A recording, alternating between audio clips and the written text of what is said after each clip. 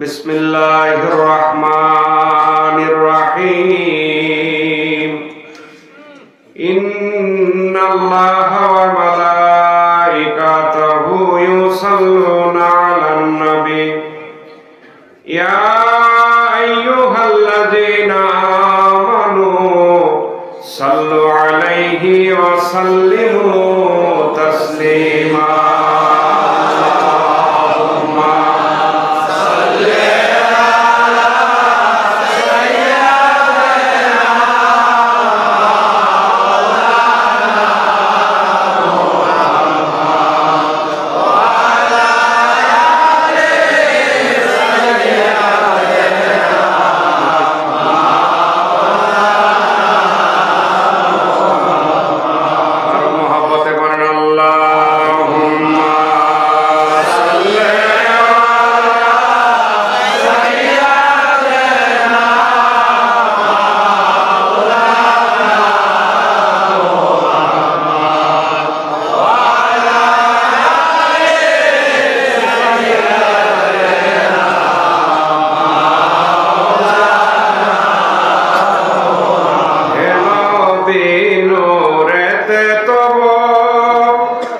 পয়দা হলো নিখিল ভব,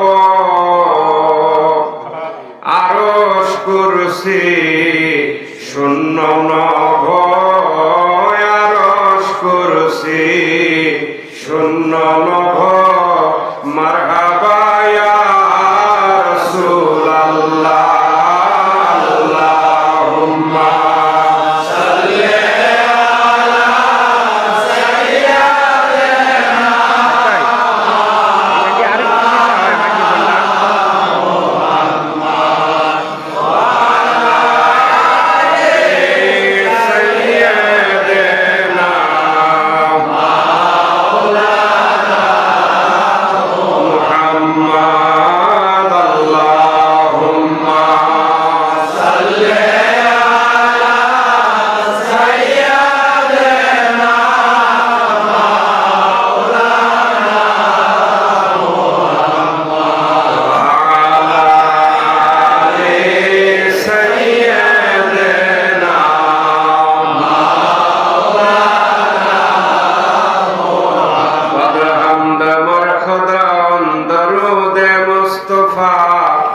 নাতে আলে পাক পয়গম্বর রসুলে মুজতবা।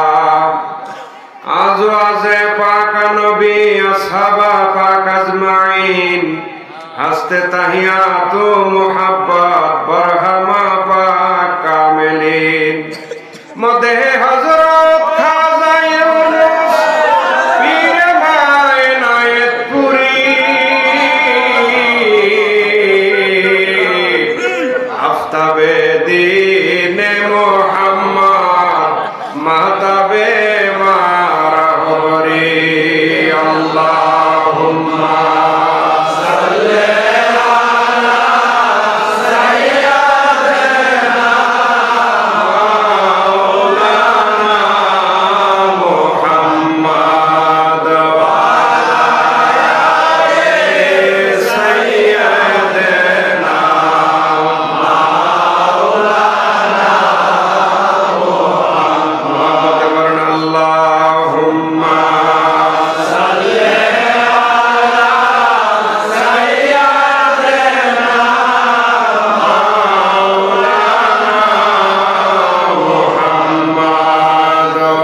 আলা আলি সাইয়্যিদিনা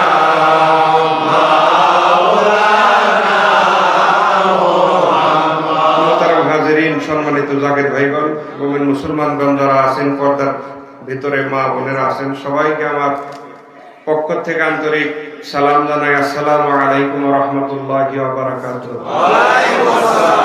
আল্লাহ পাকের সমস্ত প্রশংসা, যিনি আমাদের হায়াত মওতের একমাত্র মালিক, যে আল্লাহ আমাদের হায়াত মওতের একমাত্র মালিক, যিনি আমাদের সৃষ্টিকর্তা পালনকর্তা, সর্বময় কর্তৃত্ব যার হাতে, বিশ্ব ব্রহ্মাণ্ডের যিনি মালিক, যিনি হুকুমদাতা, সে আল্লাহর দরবারে লক্ষ কোটি শুকরিয়া জানাই। চিল্লায় বলেন আলহামদুলিল্লাহ।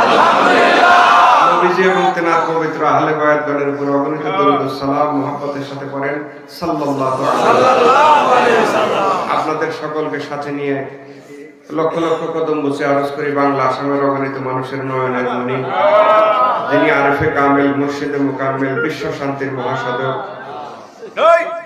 বিদায়ী শতাব্দীর মহান মুজাদ্দিদ গাউসুল আজম হযরত খাজা বাবা শাহ সুফি আল্লামা ইনায়েতপুরী কুদ্দুস সিরহুল আজিজ, তেনার কদম মোবারকে অগণিত কদম বসে আরজ করি আল্লাহ পাক অনন্ত রহমত, অনন্ত করুণা, অনন্ত শান্তি তেনার পাক আত্মার হুজুরে আবাদুল আবাদ তক বর্ষণ করুক, মহব্বতে বলেন আমিন।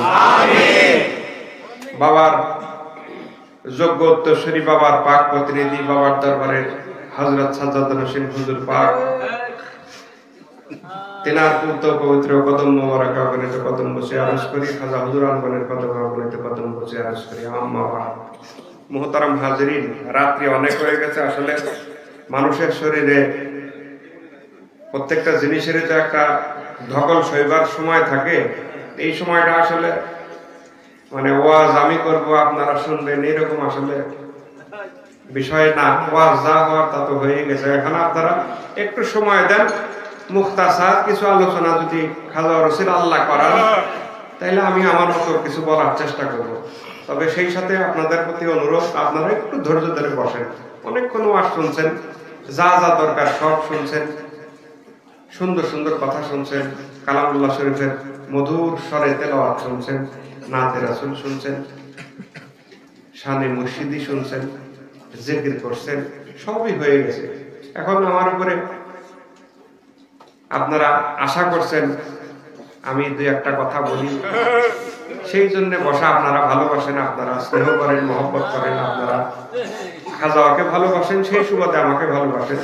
আপনাদের সাথে তো আর আমার আত্মীয়তার সম্পর্ক না, আত্মীয়কেও মানুষ ভালোবাসে না। আমাদের সাথে যে সম্পর্কটা সেটা এনায়েতপুর শরীফ কেন্দ্রিক। আমাদের সাথে যে সম্পর্ক বাস্তব কথা, সেটা এনায়েতপুর শরীফ কেন্দ্রিক। আপনাদের অন্তরে, যাদের অন্তরে খাজা এনায়েতপুরের মহব্বত আছে, তার খাজা এনায়েতপুরের আওলাদগণকেও ভালো লাগবে। যাদের অন্তরে খাজা এনায়েতপুরের মহব্বত আছে, তার দরবারের খাদেমগণকেও ভালো লাগবে। যাদের অন্তরে খাজা এনায়েতপুরের মহব্বত আছে, আমার মতো গুনাহগারকেও তাদের ভালো লাগবে। এই হলো ফর্মুলা, এর বাইরে কিছু না। এখানে মানে অস্বাভাবিক কিছু না, এটা স্বাভাবিক ফর্মুলা আর কি। যদি আপনার অন্তরে খাজা হুজুরের মহব্বত থাকে, তাহলে খাজা হুজুরের কথা শুনলে আপনার ভালো লাগবে। খাজা হুজুরের কথা যারা বলেন তাদেরকে আপনার ভালো লাগবে। এইটাই ফর্মুলা। এটা প্রত্যেক ওলি আল্লাহর যুগের থেকে, প্রত্যেক ওলি আল্লাহর সময় থেকে এইভাবে ধারাবাহিকভাবে আসতেছে আর কি। ভালো লাগাটা চিনা ব্যাপার। আপনাদের ধৈর্য, আপনাদের, কারণ আপনারা যদি কোরআন সুন্নাহর ফতোয়া শুনতে চান, ফতোয়া আমার বিষয় না, সেটা মুফতি সাহেবের বিষয়। সেই জন্য উনি পারফেক্ট। আমি বরাবর পীরের দোহাই দিয়ে চলি, দুই একটা কথা যা জানি সেটাই রিপিট করি। কারণ ভালো কথা রিপিট করার কোনো দোষ নাই। ভালো কথা রিপিট করলে ফায়েজ বাড়বে ছাড়া কমবে না। আপনি আজকে শুনবেন না, কালকে শুনবেন না, পরশুদিন শুনবেন। আমি আমার নিজের জীবনের অভিজ্ঞতার কথাই বলি। আব্বা হুজুরের মুখে খাজা এনায়েতপুরের অসংখ্য অগণিত কথা, হাজার কথা শুনছি। ছোটবেলার থেকে একটা অন্যরকম আকর্ষণ খাজা এনায়েতপুরের প্রতি উনি বিল্ড আপ করাইছেন, অন্যরকম একটা আকর্ষণ। কিছু কিছু ক্ষেত্রে বয়সের দোষের কারণে দেখা গেছে কিছু কিছু ক্ষেত্রে অমনোযোগী ছিলাম দুই একটা কথার ক্ষেত্রে। তবে আল্লাহর দরবারে হাজার শুকরিয়া, অধিকাংশ কথাই মানে সেই অল্প বয়সে খাজাওয়ার কথা মনোযোগ দিয়ে শোনার চেষ্টা করছি। তো হয় না, মানুষের ভুল ত্রুটি, তো মানুষ ভুল ত্রুটির উঠতে না। আমি তো এর ব্যতিক্রম না। আমি তো মেশিনও তো থাইমা যায়, তাই না? আর সেখানে ওয়াসওয়াসা, শয়তানের ওয়াসওয়াসা প্রত্যেক বনি আদমের সাথে আছে না? প্রত্যেক বনি আদমের সাথে শয়তানের ওয়াসওয়াসা আছে। তো ওয়াসওয়াসার পরে আমি যদি কোনো কথা গাফেল থাকতাম, কোনো কথা মনোযোগ দিয়ে শোনার চেষ্টা না করতাম, পরবর্তীতে এত বছর পরে আইসাও সেটার জন্য আমি মানে গিল্টি ফিল করি। সেটার জন্য আমার অপরাধ বোধ জাগে, যে কথা আমি কেন শুনলাম না। খাজা এনায়েতপুরের কথা উনি বলতে চাইছেন, আমি এটা কেন শুনলাম না। তবে আলহামদুলিল্লাহ খাজা হুজুরের দয়াতে অধিকাংশ কথাই শুনছি, কিন্তু দুই একটা বিচ্ছিন্ন ঘটনা বলতেছি। তো এটা আমার বলার উদ্দেশ্য সেটাই যে আপনার ভিতরে যদি আগ্রহ না থাকে ভালো কথা শোনার, আপনি মনে করতে পারেন যে এইটা তো শুনছি, এইটা তো সবই ভাইজান বলে গেছে, এটা তো মমিন মৌলানা সাহেব বলে গেলেন, এটা তো দরবার শরীফের ইমাম সাহেব, মুফতি সাহেব এটা বলে গেলেন, আবার মালিক সাহেব এসে এটা শুরু করলো। ভাইরে, 6666 আয়াত বহার হাল, আপনি কি এগুলার কোনো পরিবর্তন আনতে পারবেন? আল্লাহ এগুলা ফিক্সড করে দিচ্ছেন, দেন নাই? এগুলাই আপনাকে শুনতে হবে, মন চাইলেও শুনতে হবে, মন না চাইলেও শুনতে হবে। হুজুর সাল্লাল্লাহু আলাইহি সাল্লামের হাদিস শরীফ আপনি কি চাইলে নতুন কোনো হাদিস শরীফ এখন বানাইতে পারবেন? বানাইতেছে না তা কিন্তু না, বানাইতেছে কিন্তু বানাইতেছে না তা কিন্তু বললে আমি মিথ্যাবাদী হবে। বানানোর চেষ্টা করা হইতেছে, কিন্তু সেগুলা টুডে টুমোরো হাদিস শরীফ হিসেবে আর বাজারে খাইতেছে না। কারণ ওরা যেরকম চালাক তার চাইতে বেশি বুদ্ধি আল্লাহ এই ভুল দলালদের মাথায় দিয়ে দিয়েছেন, দমে টিকতেছে না। তো হুজুর সাল্লাল্লাহু আলাইহি ওয়াসাল্লামের যে জীবনী, সামগ্রিক জীবনী, সেটা তো মহাসমুদ্র। তার মধ্যে যেগুলা সমাজে প্রচলিত আছে এগুলার কি কোনো পরিবর্তন সম্ভব? আমাদের জন্য খাজা এনায়েতপুরীর জীবনীটা মহাসমুদ্র।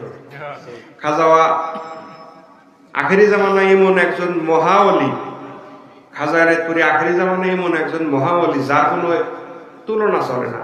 আমার দাদাজান রহমতুল্লাহ আলাইহি খাজাওয়ার সময় একটা কথা বারংবার বলতেন, খাজাওয়ার সামনেই বলতেন যে আমার দয়াল পীর দস্তগীর যিনি পীরে বেমেছেন, সুবহানাল্লাহ বলেন। খাজাওয়ার কথা বলতেন, আমার দয়াল পীর দস্তগীর যিনি পীরে বেমেছেন। বেমেছেন মানে যার কোনো মেসাল নাই, যার কোনো মেসাল নাই। কত সুন্দর কথা, পীরে বেমেছেন, যার কোনো মেসাল নাই। খাজা হুজুরের মেসাল নাই, আপনি পারবেন না। আপনি হাজার বিরোধিতা করেন, খাজা হুজুরের মন চাই না দেখেন, না পছন্দ করেন, অসুবিধা নাই, কিন্তু উনার মেসাল আপনি দেওয়া আপনার জন্য কষ্ট করবে, আপনি পারবেন না। উনাকে আল্লাহ এমন ক্যারেক্টার দিয়ে দুনিয়াতে পাঠাইছেন, দয়াল নবী রাসূল পাক সাল্লাল্লাহু আলাইহি ওয়াসাল্লামের পরিপূর্ণ আদর্শকে খাজা হুজুর এমন ভাবে ধারণ করছেন, উনার মেসাল আপনি কোনোদিনও আপনি উনার সমসাময়িক মেসাল আপনি কোনো দিতে পারবেন না। অসম্ভব ব্যাপার, ওপেন চ্যালেঞ্জ করলাম। পারবেন? কেউ কোনোদিন পারে নাই।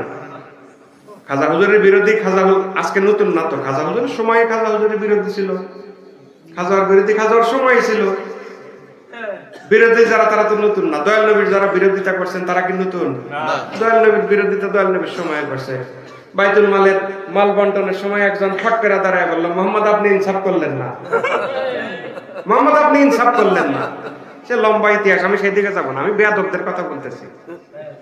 ছিল হযরত উমর ফারুক রাদিয়াল্লাহু তাআলা আনহুর মতো এরকম সিংহ পুরুষ সেখানে দাঁড়ানো, সাইয়েদনা হযরত আবু বকর দাঁড়ানো, হযরত শেরে খোদা আলী দাঁড়ানো, হযরত ওসমান দাঁড়ানো। সেরকম একটা মজলিসে একজন ফট করে দাঁড়ায় বলতো, আপনি মুহাম্মদ আপনি ইনসাফ, আপনার ইনসাফ হইতেছে না, আপনি ইনসাফ করতেছেন না। তো দেখেন যেই নবীকে আল্লাহ পাক ইনসাফের মানদণ্ড করে দুনিয়াতে পাঠাইছেন, ইনসাফের মানদণ্ড করে। বলতে গেলে অনেক কথা ভাই, মানে কোনটা রেখা কোনটা বলবো, কলেবর বাড়াবো না, আমি মূল আলোচনায় আসি। হ্যাঁ, আমি তো আলেম ওলামা না, আমার ওই সময় লম্বা হাতিয়া এরকম কোনো ব্যাপার না। আপনারা যেরকম ভালোবাসেন আমিও খাজাওয়ার ওসিলাতে আপনাদেরকে মহব্বত করি, সেই মহব্বতের টানে আসছি, কাজে আমি সরাসরি আলোচনায় যাই। নবীজি ইনসাফের মানদণ্ড। নবীজি আছেন সাহাবায়ে আজমাইনকে নিয়ে, নবীজি বসা, দুধমা হালিমা আসলেন। কে আসলেন? চিল্লায় বলেন, কে আসলেন? দুধমা হালিমার নাম আপনারা শুনছেন না? নবীজির সাথে ওনার কোনো সম্পর্ক আছে না নাই? আছে। নবীজি দুধমা হালিমার বুকের দুধ পান করছেন। রহমতের সময় তো আল্লাহ পাক পৃথিবীর নিকটবর্তী আসমানের আসবেন, আর একটু পরে আসবেন, আয়েশা আমাদেরকে আহ্বান করবেন। সেই ফর্মুলা খাজাওয়া দিয়ে গেছেন। কেমন পীর পাইলেন, কেমন ওলি আল্লাহ পাইলেন, কার তরিকা করলেন, কার দরবারে যাতায়াত করলেন, এটা একটু যদি মনোযোগের সাথে খেয়াল করতেন, আমার আপনার জন্য আমল করা কত সহজ হয়ে যায়। মুহতারাম হাজিরিন, বৃদ্ধা একজন মহিলা আসলেন আল্লাহ রাসূলের দরবারে, যাকে দেখে আল্লাহ রাসূল দাঁড়ায় গেলেন। যাকে দেখে দূরে, একটু দূরে আল্লাহ রাসূল দাঁড়ায় যায়, আগায়া হাত ধরে নিয়ে আসলেন। হাত ধরে নিয়ে এসে নিজের রুমাল মোবারক, আরবের মানুষেরা রুমাল ব্যবহার করে না, নিজের রুমাল মোবারক বিছায়া সেই বৃদ্ধা মহিলাকে বসতে দিলেন। সুন্দর সুন্দর কথা বললেন, বিনয়ের সাথে কথা বললেন। কথা শেষ হইলে আবার আগায় দিলেন, বৃদ্ধা মহিলা চলে গেলেন। সাহাবীরা অবাক বিস্ময়ে দেখতেছে, এটা কি কাহিনী, এই মহিলা কে আসলো? কথা বললেন না, আমার কথা শুনেন। কথা যেহেতু আমার বলতে দিচ্ছেন, আমার কথা শুনেন না, কথা ভালো মন্দ পরে দেখেন। সাহাবায়ে আজমাইন বললেন, ইয়া আল্লাহর হাবিব, বৃদ্ধা মহিলা কে? এমন মহিলা যারা দেখে আপনি দাঁড়ায় গেলেন, কি এমন মহিলা যে রুমাল জিবরিল আলাইহিস সালাম আপনার দরবারে আসলে আপনি বসার আদেশ না দিলে দাঁড়ায় থাকেন, আর এই মহিলা আসলেন আপনি নিজের রুমাল পাইতে ওনাকে বসতে দিলেন। আমরা তো ওনাকে চিনতেছি না। আল্লাহ হাবিব সাল্লাল্লাহু আলাইহি ওয়াসাল্লাম ইরশাদ করলেন, সাহাবায়ে আজমাইনকে ইরশাদ করলেন যে তোমরা ওনাকে চেনো নাই, উনি আমার দুধমা হালিমা, আমি নিজেই রাত দুপুরে দুধ খাইছি। উনি আমার দুধমা হালিমা। হালিমা কেন আসলেন? হালিমা কয়েকটা প্রশ্ন নিয়ে আসলেন আল্লাহ রাসূলের দরবারে।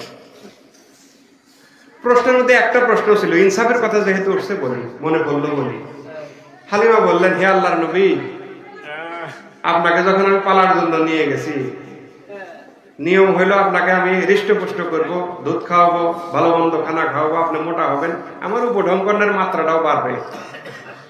আমি এক স্তনের দুধ শেষ হওয়ার পরে দ্বিতীয় স্তনে যখন আপনার মুখ লাগানোর চেষ্টা করছি, যতদিন আল্লাহর কসম, হে আল্লাহর নবী, যতদিন আমি হালিমার কাছে ছিলেন, এক স্তনের দুধ খাওয়ার পরে কোনোদিন দ্বিতীয় স্তনে আর মুখ লাগান নাই কেন? মা হালিমা প্রশ্ন করতেছেন আল্লাহর হাবিবকে। হুজুর সাল্লাল্লাহু আলাইহি ওয়াসাল্লাম উত্তর দিলেন, মা, আমাকে আল্লাহ পাক ইনসাফের মানদণ্ড করে পাঠাইছেন। আমাকে আল্লাহ পাক দুনিয়াতে ইনসাফের মানদণ্ড করে পাঠাইছেন।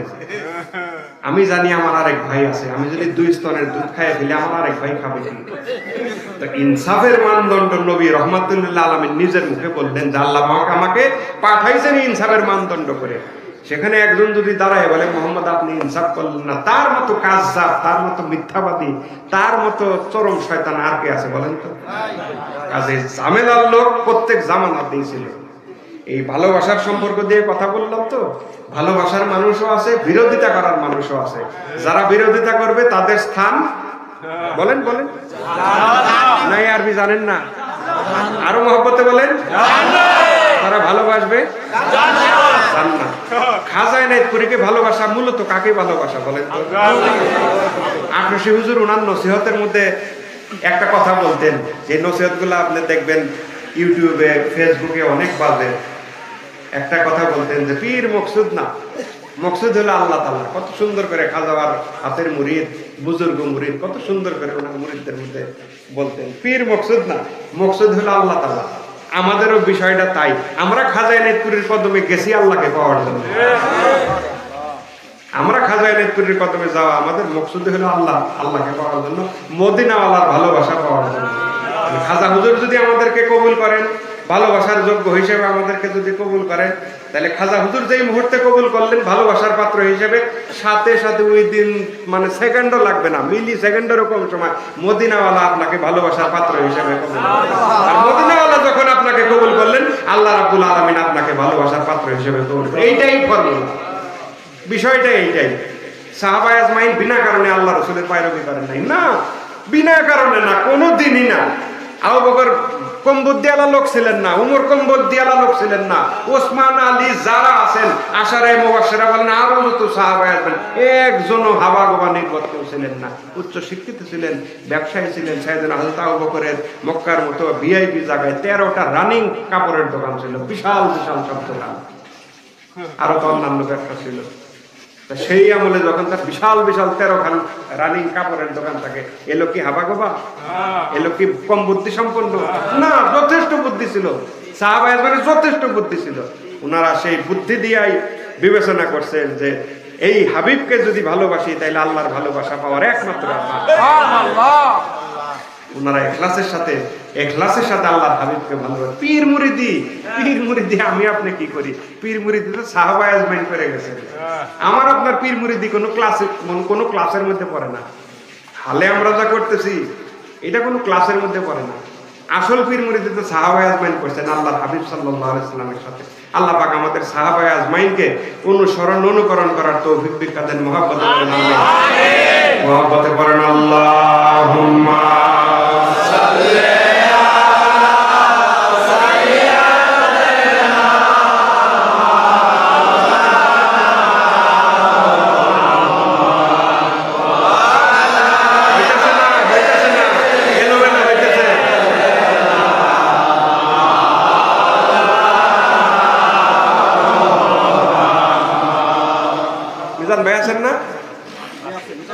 তাবারকের কি অবস্থা? রান্না কমপ্লিট?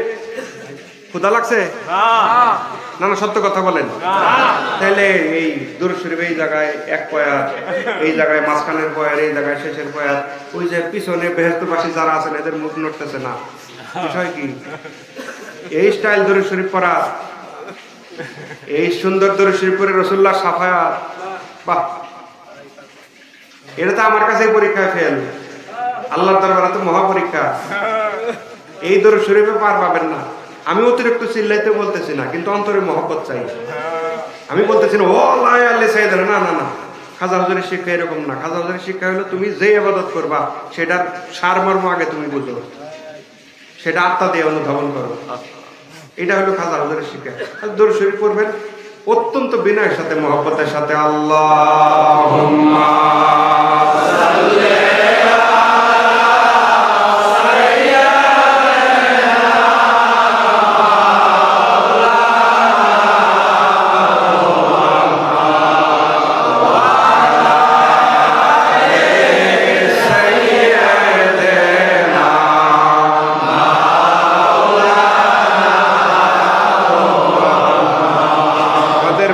সাহেব সুন্দর একটা নাতে রাসূল গাইলেন, এর মধ্যে ওয়ালিউল্লাহ আশিকের লেখা না, কি জানি রহমতে আলম, এত সুন্দর লাগে, কথাগুলো অনেক সুন্দর। এই নাজাত পাওয়ার জন্য একটা গজলই যথেষ্ট, নাজাত পাওয়ার জন্য একটা গজল আর কিছু চোখের পানি যথেষ্ট। আসলে নাজাত পাওয়ার জন্য অতিরিক্ত কিছু লাগে না, শুধু অন্তঃকরণের আলোচনা আল্লাহ একটু টাচ দিয়ে যাবো আর কি। নাজাত পাওয়ার জন্য আল্লাহ শুধু ওসিলা, নাজাত করানোর জন্য আল্লাহ উম্মতে মুহাম্মদে শুধু ওসিলা খুঁজবেন। আপনি দেখেন, আমি বললাম এটা মেশকাত শরীফের হাদিস, অন্যান্য মশহুর হাদিসের কিতাবেও আসছে। মেশকাত শরীফের হাদিস, নিশির শেষ ভাগ। তাইলে এখন রাত্রি হইল 1:10, তাইলে শেষ রাত্রের কি খুব বেশি দেরি আছে? হুজুর সামনে আসেন, মুফতি সাহেব সামনে আসেন, আরাম করে বসেন, তো আরাম করে বসেন।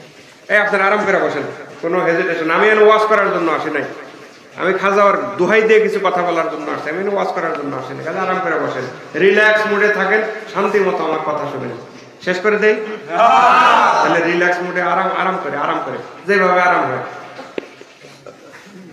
আল্লাহ পাক ওসিলা খুঁজছেন। পৃথিবীর মেশকাত শরীফের হাদিস, এই নিশির শেষ ভাগ, নিশির শেষ ভাগ কোনটা? আপনারা তো ক্যালকুলেশনের দরকার নাই। যেই সময়টাতে খাজা বাবা বলছেন যে তোমরা আল্লাহকে ডাকো, সেই সময়টাই নিশির শেষ ভাগ। হে তামাম পৃথিবীর মুমিন মুসলমান সকল, এ বাণী কার? না না না না, এ বাণী কার? হে তামাম পৃথিবীর মুমিন মুসলমান সকল, যদি খোদার গজব হইতে বাঁচিতে চাও, তাহলে শেষ রাত্রে সুখের বিছানা ছাড়ো আর আল্লাহ পাককে এই নাম ধরে ডাকো। কি নাম? নিজে শিখাই গেছেন, হাতে কলমে শিখাইছেন।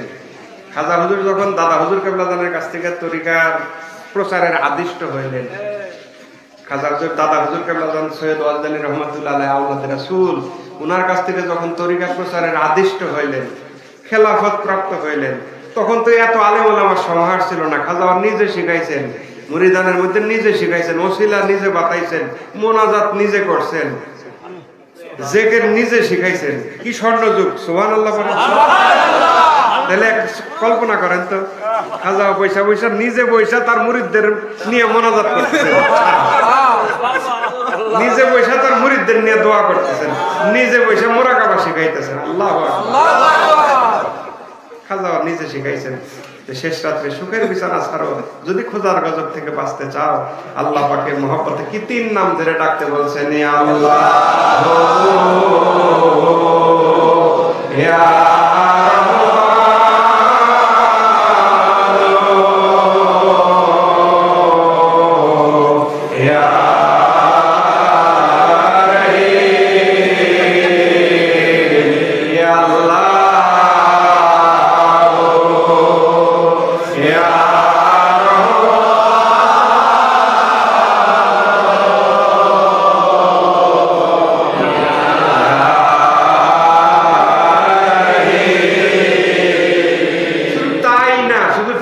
বলছেন তাই না, পরের লাইনও পরিষ্কার করে দিচ্ছেন, আল্লাহ পাকে এই 3 নাম ধরে ডাকো, তবেই খোদার গজব থেকে বাঁচবা। সুবহানাল্লাহ।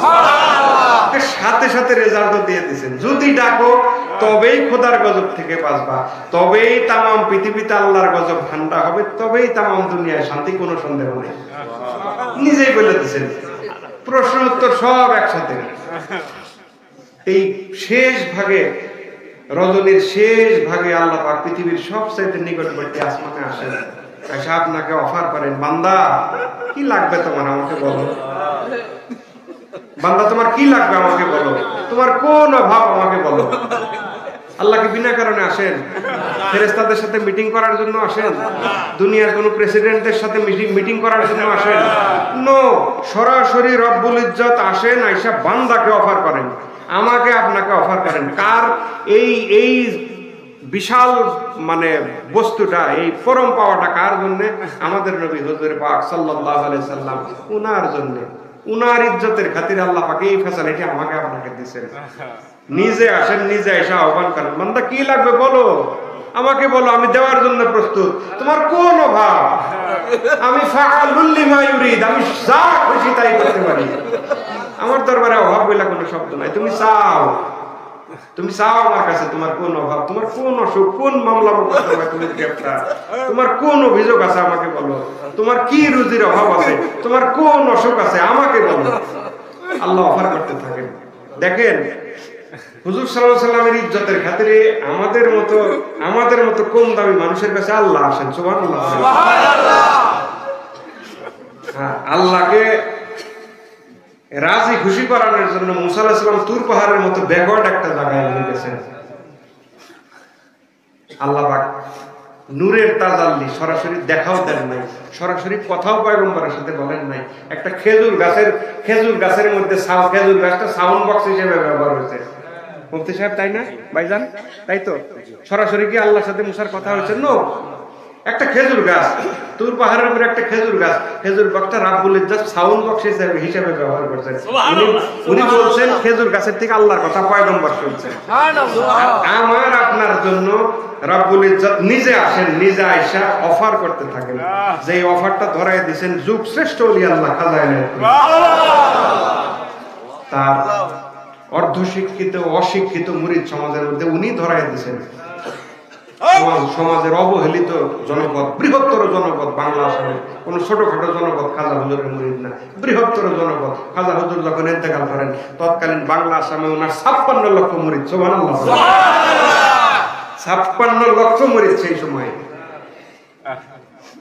এবং এই জনগোষ্ঠীটার অধিকাংশ অবহেলিত জনগোষ্ঠী, যাদের সমাজের মানুষ মানে নিচু জানে, হাইলা চাষা, কৃষি কাজ করে, রিক্সা চালক, ঠেলা আলা, খেতে কামলা দিয়ে খায়, এই যে শ্রেণীটা, এই শ্রেণীকে শুধু খাজা হুজুর নাজাতের রাস্তা দেখাইছেন তা না, এই শ্রেণীটাকে উনি প্রাণ ভরে বাবা ডাক দিয়েছেন।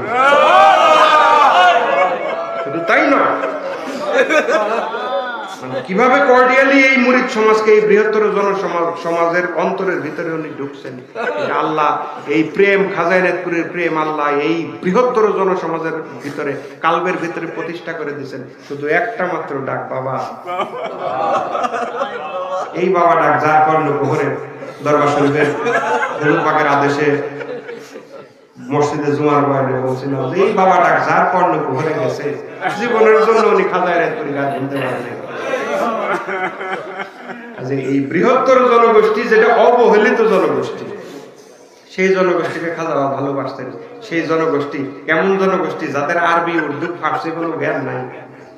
হাতে কলমে নামাজ শিখাইছেন, হাতে কলমে রোজা শিখাইছেন, হাতে কলমে নামাজের হকিকত, রোজার হকিকত, জিকিরের হকিকত, মুরাকাবা মুশাহিদার হকিকত শিখাইছেন, রাসূলুল্লাহর মহব্বত শিখাইছেন, রাসূলুল্লাহর দরুদ শরীফের আমল শিখাইছেন, হাতে কলমে খাজা ইনায়েতপুরি শিক্ষা দিয়েছেন, যাদের সাথে বাংলা ভারতের মানুষ কথাই বলতো না। সেই জনগোষ্ঠীকে নিজে বাবা ডাকছেন, নিজের সন্তানকেও বাবা ডাকছেন। এই জনগোষ্ঠী, বৃহত্তর জনগোষ্ঠীকে বাবা ডাকছেন। বাবা ডাইকা ওনাদের বুকের, খাজা ইনায়েতপুরি বুকের ভিতরে জায়গা দিচ্ছেন মুরিদ সমাজকে। কেমন করে জায়গা দিচ্ছেন? শেষ ওরস শরীফে, খুব সম্ভবত শেষ ওরস শরীফ আলাদাভাবে ইনায়েতপুর শরীফ উদযাপন হইলো। শেষ ওরস শরীফ আলাদা ডায়েস করা হইলো, খাজা মঞ্চের উপরে উঠলেন, যা অন্য কোনো সময় করা হয় না। জাকের ভাইরা সেই জায়গায় এক ঝলক দেখা লাফানো শুরু করলো। মানুষ কার উপরে কে পড়তেছে। বড়ই তলায় যে এক নাম্বার যে তরকারি ভান্ডার, সেইখানে খাওয়ার আদেশে, কারণ আল্লাহর ওলি তো আকাবের ওলি বদনিশিন হুজুর পাক, তৃতীয় বদনিশিন হুজুর পাক রহমতুল্লাহ আলাইহি, উনি অসংখ্য অগণিতবার বলছেন যে আকাবের ওলি আল্লাহদের সামনে অতীত বর্তমান ভবিষ্যৎ, আকাবের ওলি আল্লাহদের সামনে অতীত বর্তমান ভবিষ্যৎ আল্লাহ এক প্ল্যাটফর্মে রেখে দেন। ওনারা দেখে দেখে বলেন। খাজা হুজুর জানতেন ওনাকে দেখলে উনার জন্য ভালোবাসার যে মুরিদ তারা কেউ স্থির থাকতে পারবে না। তোমরা তরকারি সব নামায় ফেলো, তরকারি নামায়া ঠান্ডা পানি পাতিলের মধ্যে দিয়া চুলার মধ্যে দিয়ে রাখো, কিন্তু নিচে কয়লা আছে, কয়লার আগুন, সেটা তো সহজে নিবে না, সেইটা আছে। দেখার সাথে সাথে কিছু জাকের ভাই সেই চুলার মধ্যে পড়লো, লাফাইতে লাফাইতে, এক ঝলক শুধু দেখা। আপনি কি এত সহজ মনে করেন? একটা মানুষকে এক ঝলক আপনি দেখলেন, একটা মানুষকে এক ঝলক আপনি দেখলেন, দেখে আপনি লাফায় আগুনের মধ্যে পড়তেছেন। তাইলে আল্লাহ পাক ওনার ভিতরে কি এমন নূরটা দিলেন, কি এমন ভালোবাসা আল্লাহর পক্ষ থেকে ওনাকে বাসলেন যে মানুষ দেখলে পঙ্গপালের মতো, যার জীবনের কোনো মায়া থাকে না। দরবার শরীফের চুলা তো ছোটখাটো কোনো চুলা না, ওর ভিতরে একবার আগুন যদি ধরান আপনি, ওই আগুন দিয়ে বহু কিছু আপনি পুড়ে ফেলতে পারবেন। ছোটখাটো, তাই না? পাথর কয়লার চুলা তখন, এটা তো ছোটখাটো কোনো চুলা না, সেই আগুন। ইতিহাস সাক্ষ্য দেয় এক জাকের ভাই লাফাইতেছেন সে আগুনের মধ্যে, আগুনের স্ফুলিঙ্গ উঠতেছে, সেই জাকের ভাই লাফাইতেছেন, আগুন গায়ে লাগা জাকের ভাইয়ের জজবা থামে না। আগুন গায়ে লাগার সাথেও জাকের ভাইয়ের জজবা শেষ হয় না, উনি লাফাইতেছেন। সবাই মনে করলো পুইরা শেষ, এই কয়লার আগুন পুইরা শেষ। ওনা এক সময় জজবা থামলে সবাই, বিশেষ করে খাজা পরিবারের দুই একজন সেইখানে গেলেন, যাই দেখতে লাগলেন যে কোথায় কোথায় পুইরা কি অবস্থা হয়েছে, হাড্ডি কিভাবে বেড়ে গেছে। খাজা পরিবারের, এটা খাজা পরিবারের বয়ান, কোন জাকের ভাইদের বয়ান না। ইতিহাস সাক্ষ্য দেয় ওনারা যাই দেখলেন একটা লোম উপরে, হাড্ডি মাংস তো বহুত দূর, একটা লোম ওই জাকের ভাইয়ের।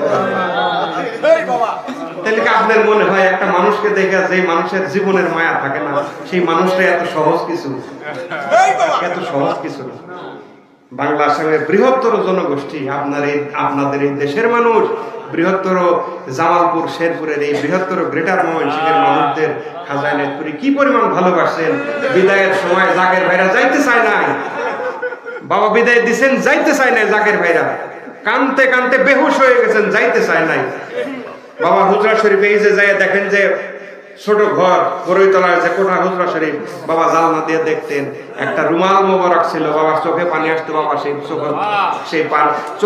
চোখ মোবারকের সেই পানি মোবারক রুমাল দিয়ে মুছতেন। এক পর্যায়ে বললেন, বাবা ওরা মনে করে ওরাই শুধু আমাকে ভালোবাসে, ওরা মনে করে ওরাই শুধু আমাকে ভালোবাসে, আমার ভালোবাসা যদি দেখতো ওরা কলিজা ফাইটা সেই দিন খাজা এনায়েতপুরী আল্লাহর দরবারে লক্ষ কোটি বছর শুকরিয়ার সেজদা আদায় করলেও আল্লাহর এই দয়ার ঋণ শোধ হবে না যে উনার নেজমতে মুরিদ করছেন আমাদেরকে। পীর, এখনকার পীর মুরিদের সম্পর্ক হলো টাকা, পীর মুরিদের সম্পর্ক হলো গরু খাসি, পীর মুরিদের সম্পর্ক হলো হাদিয়া। খাজা এনায়েতপুরী এমন একজন মহাওলি, এমন একজন পরম বন্ধু আল্লাহ পাকের এমন প্রিয়তম বন্ধু, যিনি কোনোদিন টাকার মুহতাজ না, উনার আওলাদ দুনিয়াত কেউ কোনোদিন টাকার মুহতাজ না। আপনি দেখেন দরবার শরীফে একটা ওরস শরীফের জমাতে লক্ষ লক্ষ মানুষ, জাকের বেজাকের কত জড়ো হয়। কয়জনের সাথে হুজুর আনবেন দেখা করেন? আপনারাই বলেন না, বড়ইতলায় ঠিক মতো আপনারা যাইতে পারেন কি? আমাদেরই তো যাওয়া কষ্ট, কারণ ওনারা ওইটা চান না, ওইটা চান না। অন্য দরবার আছে মুরিদ মেশিনের ভিতরে দিয়ে টাকা বের করে, তেল ভাঙানো মেশিন আছে না, এরকম মুরিদ মেশিনের ভিতরে ঢুকাই দেয় টাকা বেরানোর জন্য। কিন্তু খাজা হুজুরের শিক্ষা ওনারা আল্লাহগণ কিভাবে ধরে রাখছেন, বৃহত্তর জনগোষ্ঠীর সাথে ওনারা দেখাই করেন না। দেখা করলে না হাদিয়ার কোশ্চেন আসে, আপনি যেখানে দেখাই করতে পারতেছেন না, নজর দিবেন প্রত্যেকে। আর নজরের মুহতাজে যদি খাজা ফ্যামিলি হইতো তাহলে প্রত্যেকে ডেকে ডেকে দেখা করতেন। এটা খাজা এনায়েতপুরী শিক্ষা, এগুলো মনে রাখবেন, এগুলো তরিকার বেসিক কথা। মুহতারাম হাজিরিন, কাজে এই যে ভালোবাসার কথাটা যে বললাম, বৃহত্তর জনগোষ্ঠীকে উনি ভালোবাসলেন।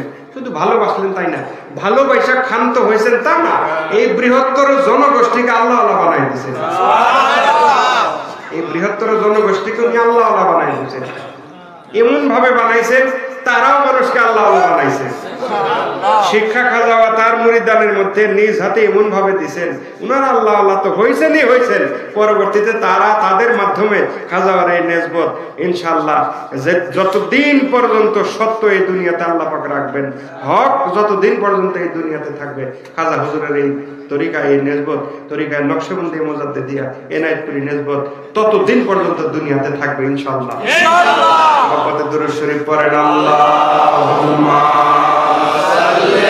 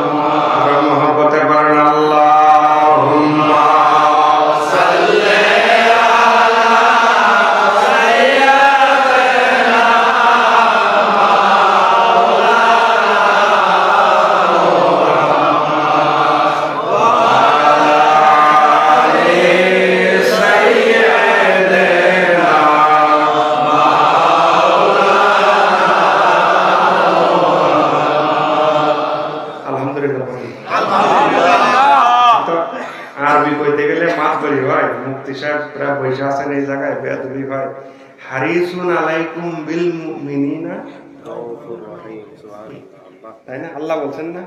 এই হারিস শব্দের অর্থ কি জানেন? হারিস শব্দের কয়েকটা অর্থ আছে। হারিস শব্দের একটা অর্থ আছে লোভী। সুবহানাল্লাহ বলেন। আল্লাহ রাসূল কি লোভী? না।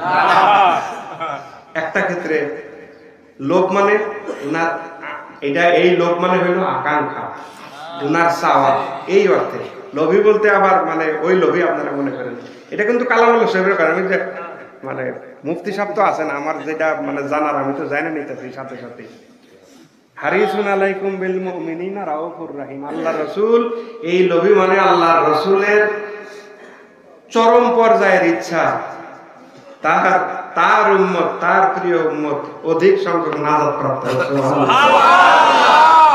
মুহতারাম হাজিরিন, আকাবের ওলি আল্লাহ যারা, তারাও এই গুণ বিশিষ্ট। ওনারা এত স্যাক্রিফাইসের অর্থ কি? এত স্যাক্রিফাইসের কারণই হইল বৃহত্তর জনগোষ্ঠী যেন আল্লাহ আল্লাহ হয়, বৃহত্তর জনগোষ্ঠী যেন নবী সুলভ স্বভাব তাদের ভিতরে ধারণ করতে পারে, বৃহত্তর জনগোষ্ঠী যেন নবীর পেয়ারা হয়, নবীর ভালোবাসা ভিতরে ঢুকাইতে পারে। এই জন্য আকাবের ওলি আল্লাহ এত কষ্ট করছেন। অন্যান্য ওলি আল্লাহদের জীবনী বা আমাদের পীর নিয়ে আমরা আলোচনা করি, খাজা হুজুরের কথাই বলেন। খাজা হুজুর সারা জীবন চাইছেন তার মুরিদ হক রাস্তার উপরে হাঁটুক, ঠিক কিনা বলেন? এখন কেউ যদি না হাঁটে সেটা তার গাফিলতি, কেউ যদি না হাঁটে সেটা তার গাফিলতি। যদি বলেন এনায়েতপুর শরীফের মুরিদ অমুকের দেখছি, এনায়েতপুর শরীফ যায়, খুব কাছের মুরিদ, নামাজ পড়ে না, নো, এটা আপনার ভুল ধারণা। কাছের মুরিদ যিনি উনি নামাজ পড়েন না, এরকম হইতেই পারে না। কাছের মুরিদ কিন্তু উনি নামাজ পড়েন না, এটা হইতেই পারে না। উনি কাছের মুরিদ না, এটা আপনার গণনায় ভুল। যেই পীর নিজে নামাজ পড়ছেন, এবং যেই পীর বলছেন যে কঠিন বিমারেও তোমার পীর এক ওয়াক্ত নামাজ বাদ দেন না, সেই পীর খাজা এনায়েতপুরি। সেই পীরের দোহাই দিয়ে কেউ যদি মসজিদে আযান হইতেছে, উনি বিড়ি ফুঁকে একদিকে যাইতেছে, তাইলে এটা আমার আপনার দেখার ভুল। উনি কাছের মানুষ না, উনি ওই লেভেলেরই মানুষ, উনি বিড়ি ফুঁকাই না লেভেলেরই মানুষ, উনি কাছের মানুষ না। দেখেন, আগেই বলছি বেমেসেল পীর, আপনি কোনো খুঁত ধরতে পারবেন না। খাজা হুজুরের টোটাল যে শিক্ষা ব্যবস্থা, খাজা হুজুরের যে শিক্ষা ব্যবস্থা, এনায়েতপুরি যে শিক্ষা ব্যবস্থা, একটা মুরিদ কিভাবে চলবে, মুরিদের জীবন ব্যবস্থা কি রকম হবে, এই যে শিক্ষা ব্যবস্থা খাজা দিয়ে গেছেন না, দিচ্ছেন না, এইটার মধ্যে কিন্তু আপনি কলম চালাইতে পারবেন না, কারণ এটার নিখুঁত, সম্পূর্ণরূপে শরীয়ত সম্মত, সম্পূর্ণরূপে শরীয়ত সম্মত।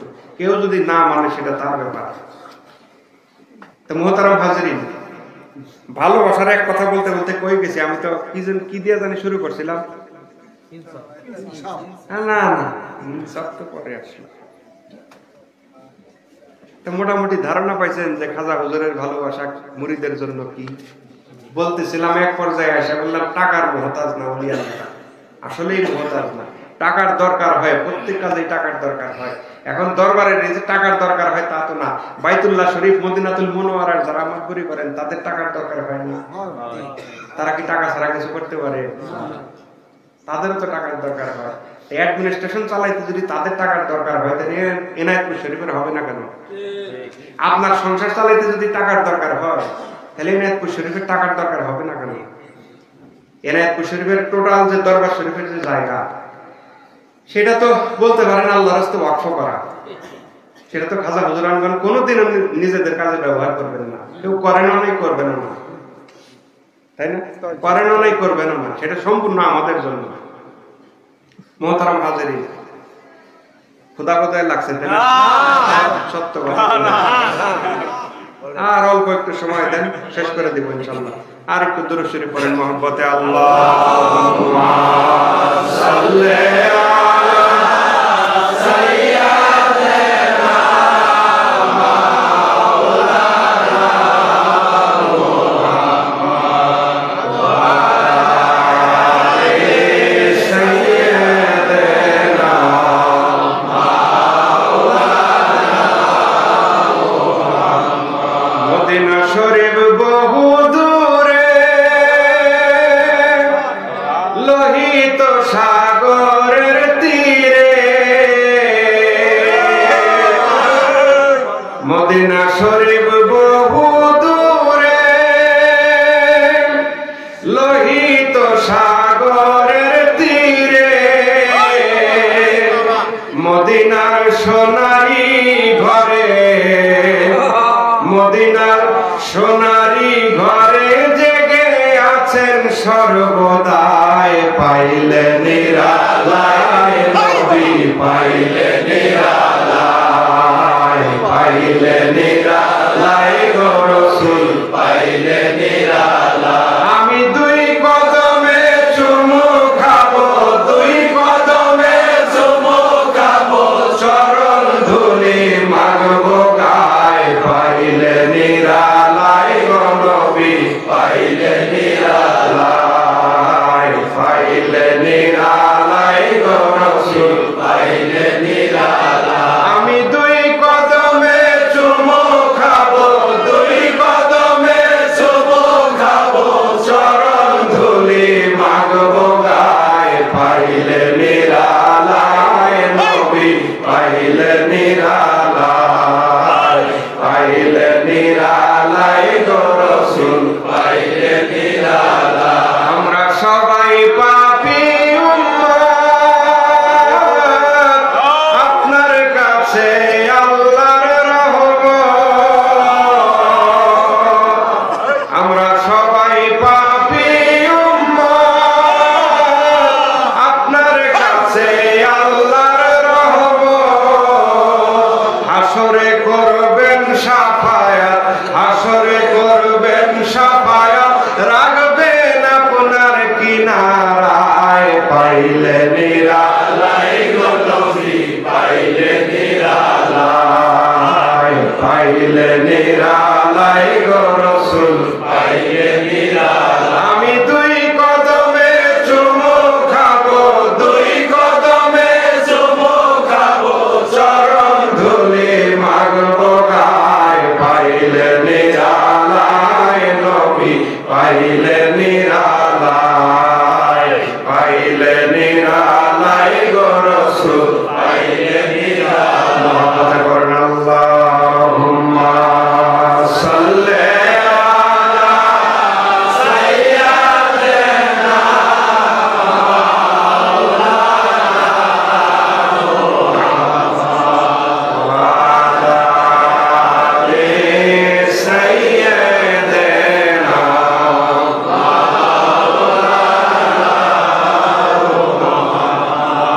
মুফতি সাহেবের গাওয়া গজলের রেফারেন্স আবার আর একটু কই। লাইনটা মুফতি সাহেব কি যেন ছিল, জানো মানো কেমন ছিল, জানো মানো শোনো কেমন আমার নবীজি, জানো মানো শোনো কেমন আমার নবীজি, যার পাগল চন্দ্র সূর্য তারকাজি। সুন্দর কথা তাই না? এই জন্যই বললাম মানে ইখলাসের সাথে যদি আমল করেন, ভালোবাসেন, না জাতের জন্য একটা গজলই যথেষ্ট। না জাতের জন্য একটা গজল উনি গাইলেন, চুপ করে কান লাগাই শুনলাম। যদি আমরা নানান কথার তালে ছিলাম, কিন্তু কানটা এখানে ছিল। নবীজির শান্ত, এইটাই তো ইমানের মূল। এইটা তো আপনি বাদ দিতে পারেন না। এটা বাদ দিলে আর ইমানের কিছু অবশিষ্ট থাকে না। নবীর শান শুনে যদি আপনার কালবের ভিতরে ধাক্কা না লাগে, আপনি ঘন্টার মুসলমান। নবীর শানের কথা শুনে যদি আপনার কালবের ভিতরে জাগি না দেয়, আপনি কি ঘন্টার মুসলমান? ওই মুসলমানের আল্লাহর দরবারে কোনো দাম নেই। জানো মানো কেমন ছিল আমার নবীজি, যার পাগল চন্দ্র সূর্য তারকাজি। জানো মানো কেমন ছিল আমার নবীজি, যার পাগল চন্দ্র সূর্য তারকাজি, যার পাগল চন্দ্র সূর্য তারকাজি। তোমরা আরো শুনবানি সুন্দর কাহিনী, আরো শুনবানি সুন্দর কাহিনী। জান্নাতের রুমে রুমে লেখা নবীর নাম, জান্নাতের রুমে রুমে লেখা নবীর নাম। রহমতে আলম নূরে মুজাসসাম, রহমতে আলম নূরে মুজাসসাম। সাহাবীরা আতর বানায় ওই নবীজির গাম, সাহাবীরা আতর বানায় ওই নবীজির গাম। হুজুরের চাচা হযরতে আব্বাস রাদিয়াল্লাহু তাআলা গজলটার প্রতি ভালোবাসা আছে। মুফতি সাহেব আল্লাহ ওনাকে গলাও সুন্দর দিয়েছেন, গাইছেন। আমরা যদিও অন্য আলোচনায় ছিলাম, কান্ডা আমাদের কইরা ছিল এখানে। জানো মানো কেমন ছিল আমার নবীজি, যার পাগল চন্দ্র সূর্য তারকারাজি। হযরত আব্বাস রাদিয়াল্লাহু তাআলা ইসলাম গ্রহণ করার পরে আল্লাহর হাবিবকে প্রশ্ন করলেন, হে আল্লাহর হাবিব, একটা কথা জানার খুব ইচ্ছা, কতবার মনে হয়েছে আপনাকে বলবো আপনাকে বলবো, কিন্তু ইসলামও গ্রহণ করি নাই, সুযোগও হয় নাই আপনার কাছে জানার। আল্লাহ রাসূল বললেন, চাচা যান কি জানতে চান আমার কাছে বলেন। বললেন, আল্লাহর হাবিব, আপনি যখন ছোট শিশু দোলনার মধ্যে দোলেন, আপনি যখন ছোট শিশু দোলনার মধ্যে দোলেন, দোলনার মধ্যে দুলতে দুলতে হাত এরকম এরকম ইশারা করতেন, বুঝে আসতো না কেন এরকম করেন। যদি দয়া করে জানাইতেন এই রহস্যটা, জানার খুব ইচ্ছা। আল্লাহর হাবিব সাল্লাল্লাহু আলাইহি ওয়াসাল্লাম এরশাদ হাসলেন, তাবাসসুম হাসি। হুজুর সাল্লাল্লাহু আলাইহি ওয়াসাল্লামের তাবাসসুম হাসি, তাবাসসুম হাসি আল্লাহর হাবিব দিলেন, দিয়ে বললেন, চাচা যান, আমার খেলার সাথী হিসেবে আল্লাহ পাক আকাশের চন্দ্র সূর্যকে নির্ধারণ করেছেন। আমি যখন দোলনায় দুলতাম, হাত নাড়াইতাম, আর আকাশের চাঁদও আমার হাতের সঙ্গে সঙ্গে নড়ত। জানো মানো কেমন ছিলেন আমার নবীজি, যার পাগল চন্দ্র সূর্য তারকাজি, যার পাগল চন্দ্র সূর্য তারকাজি। জানো মানো কেমন ছিলেন আমার নবীজি, যার পাগল চন্দ্র সূর্য তারকাজি, যার পাগল চন্দ্র সূর্য তারকাজি। তোমরা আরো শুনবানি সুন্দর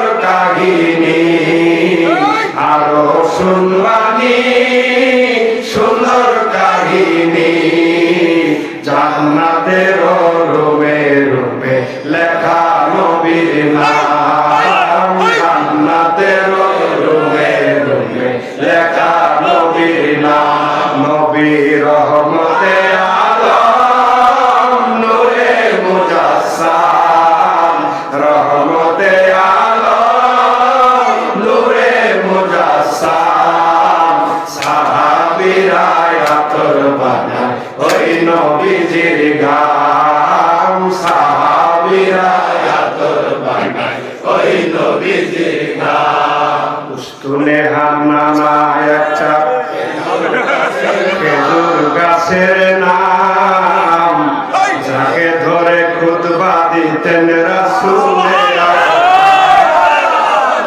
উস্তুনে হান্নানা একটা খেজুর গাছের নাম, যাকে ধরে খুতবা দিতেন রাসূলে আকরাম, যাকে ধরে খুতবা দিতেন রাসূলে আকরাম।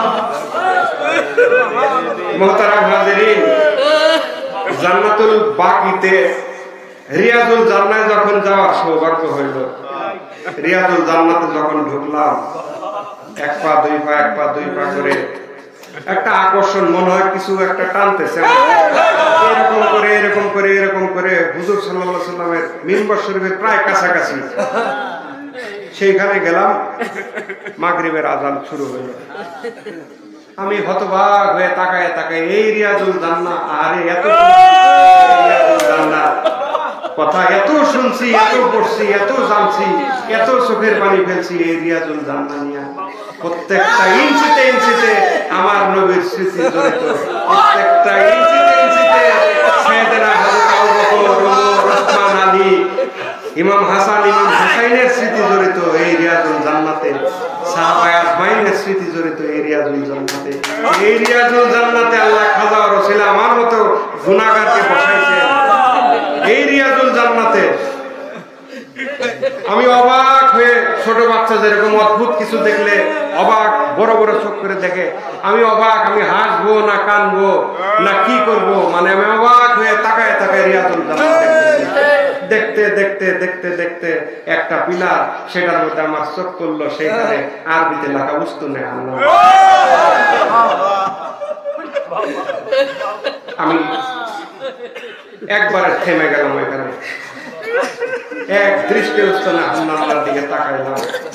একটা খেজুর গাছ, একটা মরা খেজুর গাছ, যে খেজুর গাছের হাত মুবারক রেখে আল্লাহর হাবিব খুতবা দিতেন, কথা বলতেন সাহাবীদের, সাহাবায়ে আজমাইনের সামনে দয়া করে কথা বলতেন। একটা গাছ, মরা খেজুর গাছ, সেটার মধ্যে শুধুমাত্র হাত মুবারক রাখতেন।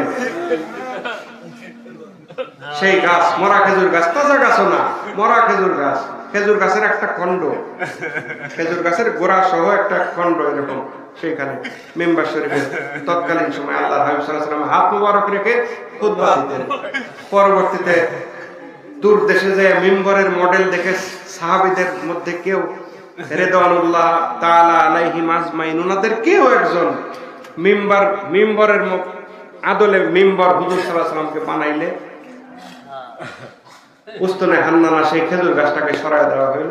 আল্লাহর হাবিব সেই মিম্বর ব্যবহার করলেন, সেই মিম্বর ব্যবহার করলেন। নামাজের সময় মসজিদে নববী ভর্তি সাহাবী, ভিতরে বাইরে সাহাবী ভর্তি, গম গম করতেছে সাহাবায়ে আজমাইন সবাই।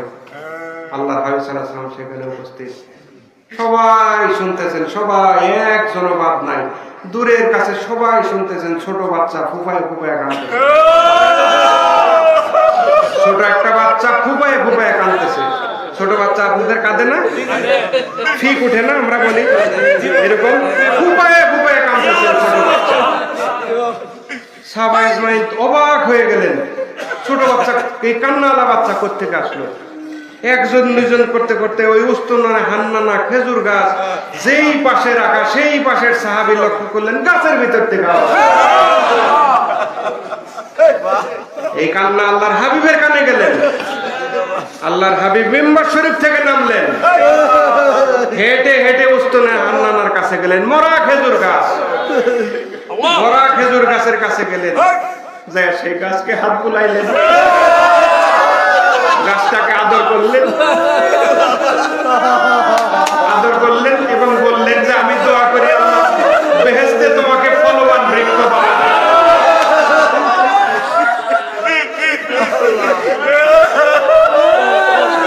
উস্তুনে হান্নানা একটা খেজুর গাছের নাম, যাকে ধরে খুতবা দিতেন রাসূলে আকরাম।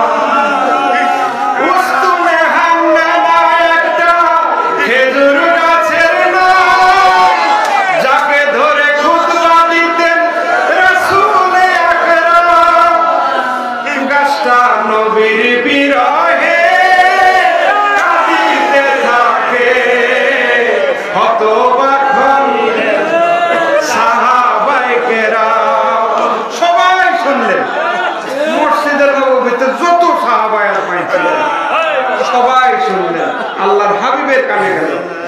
আল্লাহর হাবিব আগায় যায় হাতায়া সান্ত্বনা দিলেন ছোট বাচ্চাকে, যেই ভাষায় সান্ত্বনা দিলে ছোট বাচ্চা থামে, সান্ত্বনা দিয়ে উস্তনে হান্নানার কান্না আল্লাহ থামাইলেন। মোহতারাম হাজিরিন, সহজ কোন নবীর উম্মত আমি আপনি না। আমাদের কল্প পাথর হয়ে গেছে। মরা একটা খেজুর গাছ, উস্তনে হান্নানার কান্নার কারণ কি ছিল? জটিল কিছু না। উস্তনে হান্নানার শোক ছিল সেইটাই, আল্লাহর হাবিব আমার গায়ে হাত দিতেন। এখন মেম্বার আসছে, আমি দূরে সরে গেছি। তাই এই ভালোবাসার ডিস্টেন্সটা যদি মদিনাওয়ালার সাথে এরকম হয়, যেটা একটা জড়ো পদার্থ গাছ, তার সহ্য হয় না। আর আমি আপনি আদম সন্তান, সৃষ্টির শ্রেষ্ঠ আশরাফুল মাখলুকাত, আমার আপনার কালবের সাথে মদিনাওয়ালার মহব্বতের কত দূরত্ব, আমরা একবারও সেটা তালাশ করার চেষ্টা করি না। আমরা আমাদের পীর খাজা নাইতপুরীর সাথে কারো কত দূরত্ব, কারো অধিক মহব্বতের সম্পর্ক, কারো কত দূরত্ব, কিন্তু আমরা সেটা একবার ভাবার চেষ্টা করি না। পীর কি আমার উপরে খুশি? আমি কি তাকে খুশি করতে পারছি? আল্লাহ পাওয়ার রাস্তায় উনি আমার অবলম্বন, আমি কি ওনার সন্তুষ্ট ওনাকে করতে পারছি? যেভাবে খেদমত করে ওনাকে সন্তুষ্ট করার কথা আমার আপনার কালবের ভিতরে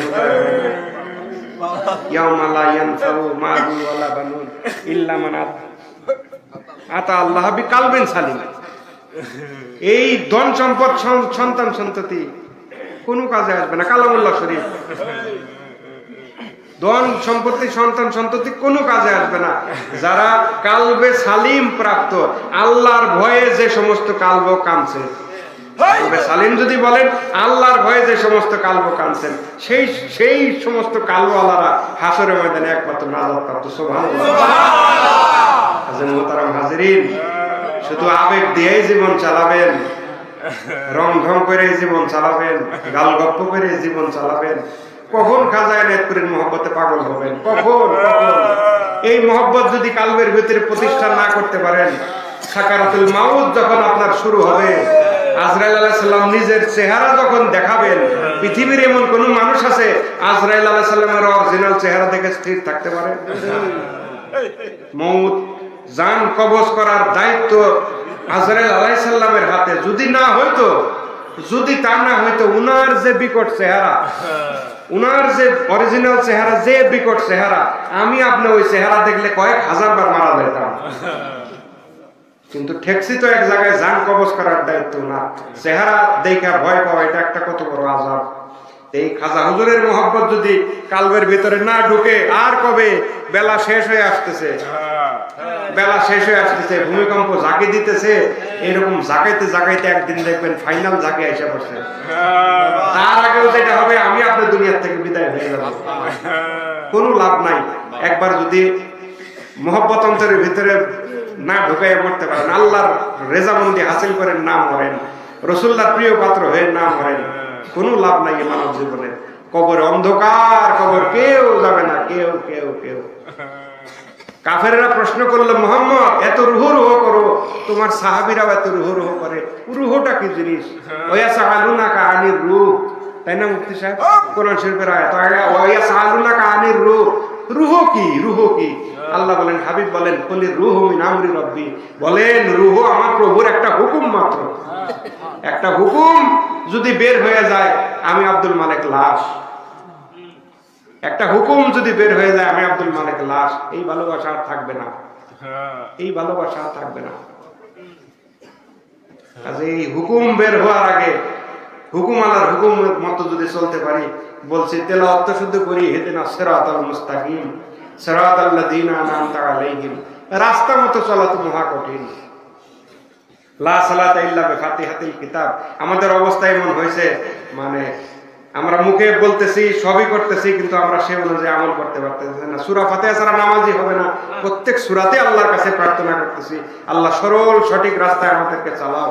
তো যেই রাস্তায় আমরা চলি, বুকে হাত দিয়ে বলতে পারবেন সরল সঠিকে আছি, আমাদের কোনো ভুল নাই। তাইলে এই নিজের ভুল যদি নিজে না ধরতে পারেন, তাহলে কে ধরে দিবে? আপনার ভুল যদি আপনি না ধরতে পারেন, আমি যখন আপনার ভুল ধরাই দিব আপনার চান্দি গরম হবে। তখন আমার ভুল যদি আমি ধরতে না পারি, আপনি যদি আমাকে ভুল ধরাই দিতে আসেন, দূর মিয়া আপনি কি জানেন, তখন আমার চান্দি গরম হবে। নিজের ভুলটা নিজে আগে বুঝতে হবে। আমাদের অসংখ্য অগণিত ভুল আছে, অসংখ্য অগণিত ভুল। সেই ভুলের থেকে আমাদেরকে সরে আসতে হবে। খাজা হুজুর বিনা কারণে আল্লাহ পাক ওনাকে এই দুনিয়াতে পাঠান নাই। এত পৃথিবীর এত দেশ থাকতে এনায়েত করে ওনাকে কেন পাঠাইলেন? আমাদের মতো এই জনগোষ্ঠীকে নাজাতের জন্য, আমাদের মতো এই জনগোষ্ঠীকে নাজাতের জন্য। নয়তো আল্লাহ পাক ওনাকে ভারতবর্ষেও পাঠাইতে পারতেন, আফ্রিকা মহাদেশেও পাঠাইতে পারতেন, ইংল্যান্ড আমেরিকা কত জায়গায় পাঠাইতে পারতেন, পারতেন না? তাকে পাঠাইছেন? তা তো পাঠান না। উনি আসছেন এনায়েতপুর শরীফে, নিজের ইচ্ছায় তো আসেন নাই, রব্বুল ইজ্জত পাঠাইছেন ওনাকে আমার আপনার নাজাতের জন্য। এত বড় মহাওলি নাজাতের এত সুবন্দোবস্ত পাইয়া আমরা এখনো যদি গাফেল থাকি, এমন একটা তরিকা আমাদের অধিকাংশেরই তরিকার বয়স এমন, অধিকাংশেরই মানে খেদমত করে রিয়াজত করে এমন একটা পর্যায়ে আসার কথা দুনিয়াদারি হিসাব অনুযায়ী, যে আমাদের এই পর্যায়টাতে অধিকাংশেরই, নতুন এখানে অনেক আছেন তাদের কথা বাদ, কিন্তু আমি সহ আমাদের অনেকের ভাইদের যদি ধরি, আমাদের এমন একটা পর্যায়ে থাকার কথা ছিল আসলে, যে আমাদেরকে দেখলে মানুষ জজ্বা হয়ে যেত। আমাদের স্ট্যাটাসটা এরকম হওয়া উচিত ছিল, যে পীরের মুরিদ আমরা, যে রাসূলের উম্মত, যে তরিকার মুরিদ, যে কৃষ্টি কালচার আমাদের থাকার কথা, আমাদের দেখলে মানুষ জজ্বা হওয়ার কথা ছিল। আমরা নিজেরাই তো আস্তে আস্তে ফায়েজ বন্ধ হইতেছে, আমার আপনারা দেখে মানুষ জজ্বা হবে কি? আর ফায়েজ যদি বন্ধ হয়, অবশ্যই অবশ্যই জানা রাখবেন পীরের সাথে বেয়াদবি আছে। মুরিদের ফায়েজ বন্ধের অন্যতম কারণ পীরের সাথে বেয়াদবি। জীবন থাকতে কোনো অবস্থাতেই এই কাজ করা যাবে না, কোনো অবস্থাতেই না, কোনো অবস্থাতেই না। আমাদেরকে সংশোধন হইতে হবে, আমাদেরকে সোজা রাস্তায় হাঁটতে হবে, আমাদেরকে খাজা এনায়েতপুরী কি চাইছেন, তার প্রতিনিধি পাক প্রতিনিধি কি চান, সেই রাস্তায় আমাদেরকে হাঁটতে হবে। এখানে খাম খেয়ালির চায়ের দাম আল্লাহর দরবারে নাই। আল্লাহ পাক খাজা এনায়েতপুরীর রেজামন্দি হাসিল, তিনার পছন্দের রাস্তায় আমাদেরকে হাঁটার শক্তি তৌফিক দান করেন, মহব্বতে বলেন আমিন, চিল্লায় বলেন আমিন। আল্লাহুম্মা সাল্লি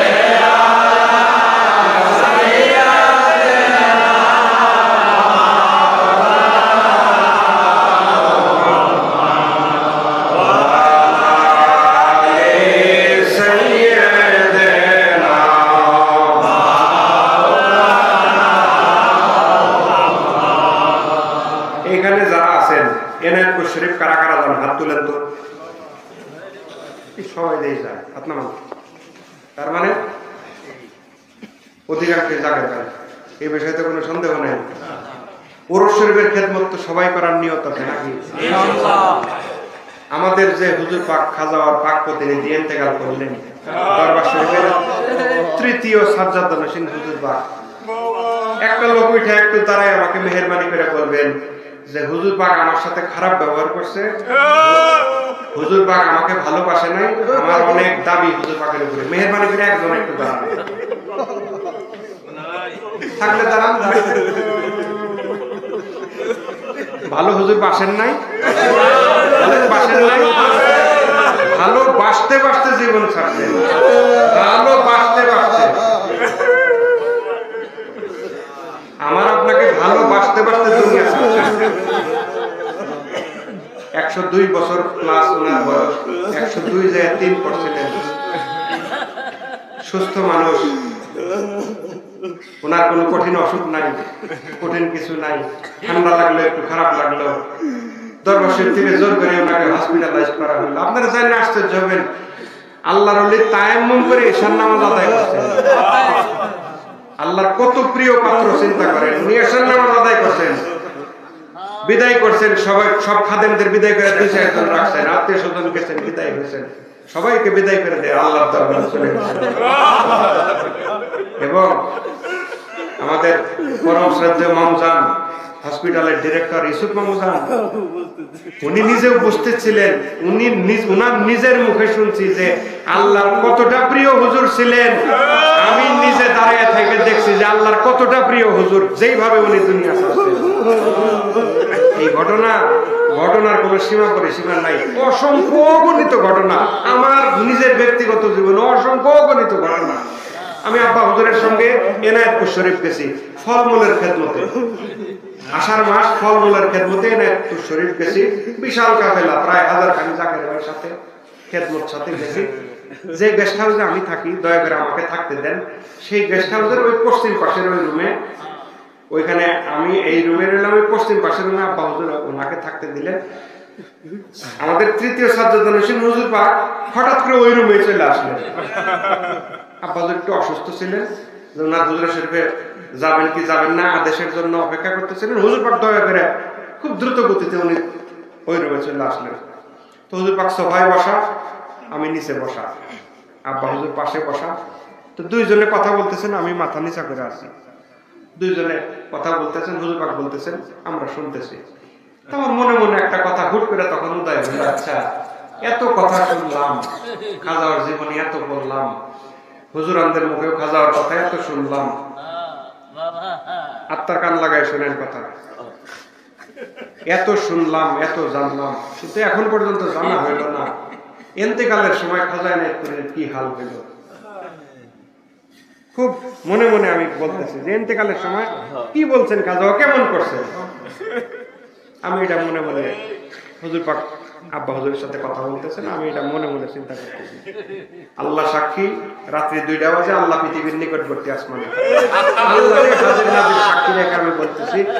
আমি এই কথা মনে মনে চিন্তা করার কয়েক সেকেন্ডের মধ্যে হুজুর পাক যে প্রসঙ্গে কথা বলতেছিলেন হুট করে থামায় বললেন, অ্যাডভোকেট সাহেব খাজা যখন ইন্তেকাল করেন, ইন্তেকালের আগে উনি আমাকে একদিন বললেন যে আমি যেদিন দুনিয়া ছাড়বো সেদিন আমি আমার মালিকের কদমে, আল্লাহ সাক্ষী, আল্লাহ পৃথিবীর সবচাইতে নিকটবর্তী আসমানে। আমি মানে ভূত দেখার মতো অবস্থা হইল আমার। আমি মনে মনে চিন্তা করছি, মনে মনে, তাও ভালো করে না, হয় না মনে মনে একসাথে অনেক চিন্তা হয় না, মাঝে মধ্যে এট এ টাইম অনেকগুলো চিন্তা, সেই রকম একটা চিন্তা, অন্য চিন্তা আশেপাশে করতে করতে এটা খাজা হুজুর কি বলছেন, কেমন করছেন খাজা হুজুর, এটা তো জানলাম না। এখন মুহূর্তের মধ্যে আল্লাহর বন্ধু বললেন, অ্যাডভোকেট সাহেব শুনেন, ইন্তেকালের আগে খাজা বললেন যেদিন আমি দুনিয়া ছাড়বো সেদিন আমার মালিকের কদম আমি এইভাবে জড়াই ধরে, এইভাবে জড়াই। হুজুর পাক হাত মোবারক দিয়ে দেখাই দিচ্ছেন। এবং হুজুর পাক বললেন যে যখন খাজাওয়ার ইন্তেকাল হইল, আমরা সবাই লক্ষ্য করলাম যে যেইভাবে খাজাওয়ার দেখাইছেন যে আমি আমার মালিক সৈয়দ ওয়াজদালির কদম এইভাবে জড়াই ধরে দুনিয়া ছাড়বো, খাজাওয়ার হাত মোবারক এমন একটা কিছু জড়াই ধরে এইরকম একটা ভাবে উনি দুনিয়া ছাড়বে। আল্লাহর এই বন্ধু শুধু ভালোবাসা না, নিজের জীবন যৌবন সব কিছু বিসর্জন দিয়ে আমার আপনাকে ভালোবেসে গেছেন। এই হুজুর পাক 34-35 বছর কত লাঞ্ছনা গাঞ্জনা, এনায়েতপুরের সুখের দিন তো অল্প কিছুদিনে আসছে। এনায়েতপুরে যে এখন যারা যান, পুরান যারা, তারা সবাই জানেন এনায়েতপুরের এই সুখের জীবন দেখতেছেন, এত আলিশান অবস্থা দেখতেছেন, এত বিল্ডিং, এত কিছু, এত মাত্র কিছুদিনের কাহিনী, তাই না? কিছুদিনের কাহিনী, কিন্তু দরবার পরিচালনার ক্ষেত্রে এই হুজুর পাকের যে পরিমাণ কষ্ট করতে হয়েছে সেটা উনি, উনার মালিক খাজা এনায়েতপুরের আল্লাহ ভালো জানেন। তারপরেও একটা মুহূর্তের জন্য উনি পিছপা হন নাই, একটা মুহূর্তের জন্য না। আমার এই জীবনে নেগেটিভ কোনো কিছুই ওনার পবিত্র জবানিতে আমি শুনি নাই। শুধুই মাত্র সেই বাবার দোহাই দিয়া জাকিরদের সেই খাজা এনায়েতপুরের পথ দেখাইছেন, যে রাস্তা দেখাইতে দেখাইতে শেষ পর্যন্ত দেখাইতে দেখেন চিরজীবনের মতো কত শুনছি ওনার কাছে, ওনার পবিত্র জবানিতে উনি দোয়ার মধ্যে বলছেন, আমাদের নসিহতের মধ্যে বলছেন যে খাজা হুজুরের সাথে ইনশাআল্লাহ একবারে হাসরের ময়দানে দেখা হবে। এখন হুজুর পাক এমন একটা দরজায় চলে গেছে, যদি দয়া করেন তাহলে হাসরের ময়দানে আবার কাঁদেন, আবার আফসোস করেন, আবার চোখের পানি, আর একটা বারের জন্য আয়সা আপনাকে জিজ্ঞাসা করবে না খানা খাইছেন, এই কথা আমাদের সারা জীবন ওনার জবানিতে করে খাজাওয়ার সাথে দেখা হবে। এখন সেই পর্যায়ে খাজার জাতের সাথে উনি মিশে গেছেন। দুইজনের সাথে হাসরের ময়দানে আমাদের দেখা হবে। আর এই জীবনে কাজে এই যে হুজুর পাক চলে গেলেন অমূল্য রত্ন, আপনি চাইলেই কি আর হুজুর পাককে দেখতে পারবেন? চাইলেই কি একটা আর জিন্নার কদমে দিতে পারবেন? সেটা সম্ভব না। তেমনি ভাবে এখন খাজাওয়ার পাক প্রতিনিধি, যোগ্য বাবার যোগ্য সন্তান। আপনাদের রাস্তায় আসতে আসতে আমার একটা জিনিস মনে হলো যে আমি জাকের ভাইদের বলবো, জাকের ভাইরা আমরা মনে করি যে আমরা পীর মুরিদি করি, আমরা কত বড় মাপের মুরিদ, আমরা কত বড় মাপের মুরিদ। মাঝে মধ্যে আমাদের ফকর হয় আমরা বিশাল মুরিদ, আমরা বিশাল ফলোয়ার, বিশাল অনুসারী। কিন্তু প্রকৃতি পীর মুরিদি কাকে বলে এটা যদি দেখতে চান, খাজা এনায়েতপুরীর প্রতি তারা আহলে বাইতের ভালোবাসা দেখেন। খাজা এনায়েতপুরীর সাথে তারা আহলে বাইত প্রকৃত পীর মুরিদি করেন, প্রকৃত পীর মুরিদি করেন। এই হুজুর পাককে দেখছি তৃতীয় সাজ্জাদুল হোসেন হুজুর পাক রহমাতুল্লাহ আলাইহি, উনাকে দেখছি সারা জীবন খাজা বাবার প্রতি কিভাবে পীর মুরিদি করতেন। আমাদের এখনকার সাজ্জাদুল হোসেন হুজুর পাক মাদ্দাজিল্লাহুল আলী, উনাকেও তো আমি ছোটবেলা থেকেই দেখে আসতেছি। দয়া করে উনার কদমে আমাদেরকে উনি জায়গা দিয়েছেন, সাথে রাখছেন, খেদমত করা শিখাইছেন। খাওয়ার মাঠে আমি তো মূলত ওরস শরীফে খাওয়ার মাঠের কর্মী। এখনো আমার নামে টিকিট পাঞ্চের মেশিন এখনো বরাদ্দ হয়, আমি মেশিন পাই। যাওয়া হয় না, আলসামিও কিছু এদিকেও কিছু খেদমত থাকে, যার কারণে খাওয়ার মাঠে যাওয়া হয় না। কিন্তু মূলত আমি খাওয়ার মাঠের কর্মী এখনো। এই খাওয়ার মাঠের খেদমত তো আমাদের এখনকার সাজ্জাদুল হোসেন হুজুর পাক উনি শিখাইছেন, দাঁড়ায় থেকে আমাদেরকে শিখাইছেন, তাই না? আমাদেরকে শিখাইছেন উনি যে কষ্ট পীর মুরিদি কি জিনিস। খাজা পরিবার দেখলে আপনি বুঝবেন। যোগ্য বাবার যোগ্য সন্তান উনি এনায়েতপুর শরীফে খাজাওয়ার মসনদে এখন বসা, সামনে ওরস শরীফ, পরম পবিত্র ওরস শরীফ। আমাদের একটু গাফেল হওয়ার সময় নাই। আমরা দীর্ঘ 35 বছর পরে মসনদের পরিবর্তন, নতুন সাজ্জাদুল হোসেন হুজুর পাক আসলেন, বাপকে হারাইছেন, পীরের প্রতিনিধিকে হারাইছেন। খাজা মেহেদী সাহেব বাপকে হারাইছেন, পীরের প্রতিনিধিকে হারাইছেন। এবং খাজা এনায়েতপুরের সমতুল্য মহব্বত উনি ওনার নিজের পিতাকে করতেন, আমাদের সাজ্জাদুল হোসেন হুজুর পাক মাদ্দাজিল্লাহুল আলী। আমাদের দুই চোখে দেখা যে কতটা কষ্ট ওনার অন্তরের ভিতরে। আমরা আমাদের পীরকে হারাইছি, খাজাওয়ার পাক আওলাদ ওনার প্রতিনিধিকে হারাইছি। আমাদের একতরফা কষ্ট, উনার নানাবিধ কষ্ট। উনি বাপ হারাইছেন, পীরের প্রতিনিধিকে হারাইছেন।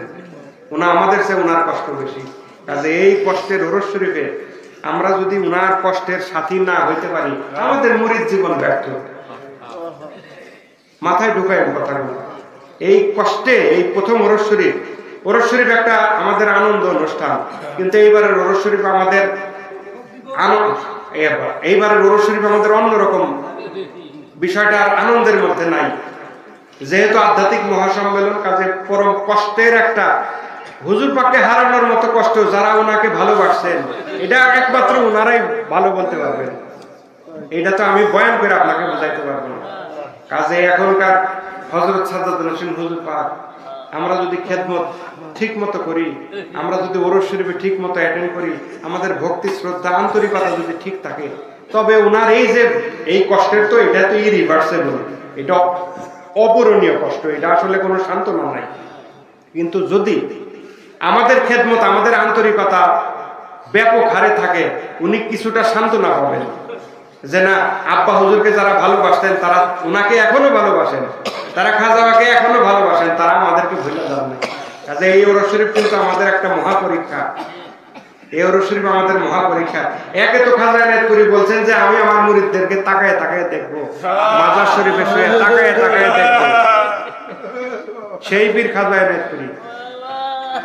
আর দ্বিতীয়ত এইরকম একটা শোকের ঘটনা ঘটে গেল হুজুর পাকের গদির প্রথম ওরস শরীফ। কাজে আপনারা সতর্ক হন। অতীতের চেয়ে খেদমত অবশ্যই আপনারা বাড়াবেন, অতীতের চেয়ে খেদমত সংখ্যা বাড়াবেন, আগ্রহ বাড়াবেন, লোক সংখ্যা বাড়াবেন। যেইভাবে বাবার ওরস শরীফ সুন্দর হয়, হুজুর পাকের মনের ভিতরে জানি বিন্দু মাত্র এটা উদয় না হয় যে আহারে আব্বা নাই, এরা এই জিনিসটা কম করলো, আব্বা নাই এই জিনিসটা ওনারা হেলা করলো। উনার মনে যদি কষ্ট দেন, সেই কষ্ট ডিরেক্ট খাজা এনায়েতপুরীর কালবে লাগবে। খাজা সাজ্জাদুল হোসেন হুজুর পাক উনার কালবের ভিতরে যদি আমি আপনি কষ্ট দিই, উনার মনে কষ্ট দেই, উনি বাবার মসনদে বসা ডিরেক্ট খাজা হুজুরের কলিজার মধ্যে এই কষ্ট দেয়া লাগবে। কাজে সাবধান, হুঁশিয়ার, করজোরে অনুরোধ করি আপনারা অল্প কিছুদিন আছে ওরস শরীফের, এখন থেকে ব্যাপকভাবে প্রস্তুতি নেন, কারো কথা শুনেন না, যার যার কবরে শেষে যাবেন। খাজার ভালোবাসার দরকার আছে। খাজা এনায়েতপুরীকে ভালোবাসতে হইলে খাজা মেহেদী সাহেবকে ভালোবাসতে হবে, আমাদের সাজ্জাদুল হোসেন হুজুর পাককে ভালোবাসতে হবে। কোনো অবস্থাতে ওনার সাথে সম্পর্ক খারাপ করা যাবে, কোনো অবস্থাতেই না। এবং আদবের কোনো বরখেলাপি ওনার সাথে করা যাবে না, তাইলে পীর মুরিদি থাকবে না। ওনার মসনদটা কিন্তু ছোট না, ওনার মসনদটা কিন্তু ছোট না। খাজা বাবার দরবারের সাজ্জাদুল হোসেন বাংলা আসামের মোর দেন 1250 দরবারের উনি মুরব্বী, এখন মোর দেন 1250 দরবারের খানকার উনি মুরব্বী। ওনার পথটা কিন্তু ছোট না, বিশাল পথ। কাজে সাবধান, হুঁশিয়ার। আমি নিজেও সাবধান হই, আপনাদেরকেও করজোরে সাবধান করি, ভুল যেন আমরা না করি। ভুল করলে মারা পড়বো, ভুল করলে মারা পড়বো। আমার আপনার যদি আগ্রহ কমতির জন্য, আমার আপনার গাফিলতির জন্য এনায়েতপুর ওরস শরীফ যদি মনে করি ক্ষতিগ্রস্ত হবে, নো, এনায়েতপুর ওরস শরীফ কোনোদিন ক্ষতিগ্রস্ত হবে না, হয়ও নাই। এটা আল্লাহ আল্লাহ আল্লাহ উনি চালাই নেবেন। আমরা কেউ না থাকলে খাজা বলছেন ফেরেশতা দিয়ে আল্লাহ ওরস করাবে, বলছেন না? তাহলে এখন থেকে আপনারা সতর্ক প্রিপারেশন নেন। কোন অবস্থাতেই আমাদের হুজুর পাক, বর্তমান সাজ্জাদুল হোসেন হুজুর পাকের মনে যেন এটা না হয় যে বাবাও নাই, উনারা কম গুরুত্ব দিতেছে, কোন অবস্থাতেই যেন এটা ওনার মনে না হয়। রাজি আছেন? ওয়াদা করলেন আল্লাহ পৃথিবীর সবচাইতে নিকটবর্তী আসমানে ওয়াদা করলেন। আল্লাহ আপনি আমাদের সকল হাতকে কবুল করেন, মহব্বতে বলেন আমিন, বলেন আমিন। আজকের মতো বিদায় চাইতেছি। আল্লাহ হায়াতে রাখলে আবার দেখা হবে, আবার কথা হবে। আমি পীরের দোহাই দিয়ে চলি, আমি আলেম ওলামা না, আমি বরাবরই পীরের দোহাই দিয়ে চলি। বাবার মধুর বাণী সেগুলা স্মরণ করায় দেওয়া হলো আমার কাজ, যেগুলো প্রত্যেকটাই আপনারা জানেন, সেগুলো স্মরণ করায় দেওয়া আমার কাজ। কোরআন সুন্নাহ নিয়ে আলোচনা আলেম ওলামা যারা আছেন, মুফতি সাহেব আছেন এবং নেসবতের অন্যান্য আলেম ওলামা যারা, ওনারা সেই আলোচনা করবেন। আমার কাজ বাবার কথাগুলো মনে করায় দেওয়া। আপনারা ধৈর্য ধরে কথা শুনলেন, এই জন্য আমি কৃতজ্ঞ। আপনারা ধৈর্য ধরে কথা শুনলেন, এই জন্য আমি এবং আমার সঙ্গী সাথী যারা আছি সবাই আপনাদের প্রতি কৃতজ্ঞ। আমাদের জন্য দোয়া করবেন, আমরাও আপনাদের জন্য দোয়া করি, আমাদের জন্য দোয়া করবেন। আল্লাহ হায়াতে রাখলে আবার দেখা হবে, আবার কথা হবে। আপনারা ভালো থাকবেন, সিরাতুল মুস্তাকিমের রাস্তার উপরে থাকবেন। খাজা হুজুরের দেখানো পথের বাইরে চলার চেষ্টা করেন না। যদি করেন মারা পড়বেন, নেসবতের থেকে নাম কাটা যাবে। তরিকার কিছু হবে না, তরিকার কিছু হবে না। কপাল আমার আপনার পূর্বে, কাজে কপাল পুরাপুরির মধ্যে আমরা নাই। আমাদের হায়াত সংকীর্ণ, যে কোনো সময় যে কেউ মারা যাবে। কাজে সেই রিক্সের মধ্যে আমরা যাব না। আমরা খাজা এনায়েতপুরীকে ভালোবাসবো, তার প্রতিনিধিকে ভালোবাসবো, তার দরবারকে ভালোবাসবো, তার ওরস শরীফকে ভালোবাসবো, তার আওলাদকে ভালোবাসবো। ঠিক কিনা বলেন? আল্লাহ তৌফিক দিক, মহব্বতে বলেন আমিন। আখিরু দাওয়ানা আলহামদুলিল্লাহি রাব্বিল আলামিন। আসসালামু আলাইকুম ওয়া রাহমাতুল্লাহি ওয়া বারাকাতুহু।